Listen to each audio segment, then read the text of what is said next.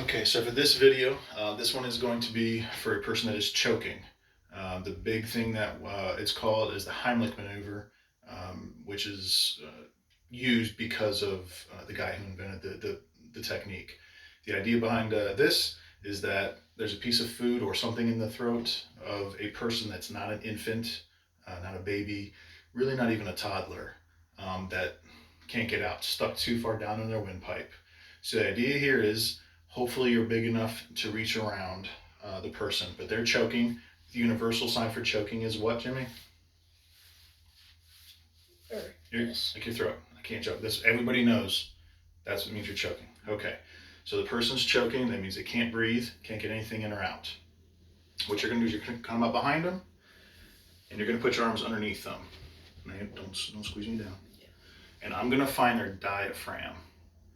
Diaphragm is like the little balloon underneath the ribs. I'm not pushing on the ribs. I'm going to find where his ribs meet right in the middle here. So I'm feeling up. Right here's where they meet in the middle. I'm not going to go above that. I'm going to go just a little bit below it. And here's his belly button. So we're going to kind of go right in this area. I'm going to put my hands here, and I'm going to do up and in. I'm going to pull up towards me, towards myself, in and up a little bit. And what we're trying to do is we're trying to force air to go up from the belly. Try to force air up to force this piece of food out. Again, it's called the Heimlich maneuver. It's not fun. Don't actually do it on somebody, but I would like to see when you do your video for me, show me the position that you're using it. So you're going to kind of be behind the person, and you go up and in, and you're going to feel them like that. This is not recommended if they're not actually choking, because it hurts.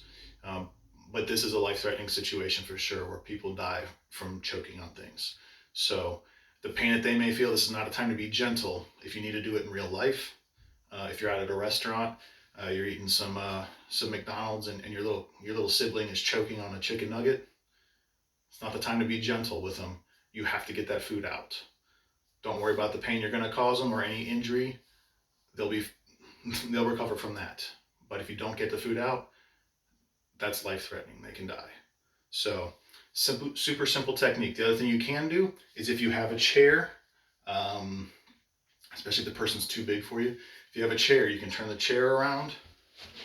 If this is the back of the chair, and they can kind of lean over, and you can kind of try to have them push the same concept, push the back of that chair up against their diaphragm, try to force that air out. If the person is laying down and they're too big to pick up, you can try the same concept. Turn towards me, chin up. You can try the same concept, pushing in and up if they're laying down. It's not ideal. But if the person's too big for you, you got to do what you got to do. So the recommended way, the Heimlich, is behind the person. You're standing up, they're standing up. Even if they're unconscious, if you're big enough to hold them, support their weight, boom. So if you can't actually see the food in their mouth or whatever it is in their mouth, if you can't physically see it when you look, don't stick your finger in there and try to pull it out yourself. It's called a blind sweep. You're sweeping your finger through. If you can't see it, all you're going to do is push that food deeper down. So if you can see it and you think you can get it, by all means, that's probably the easiest way.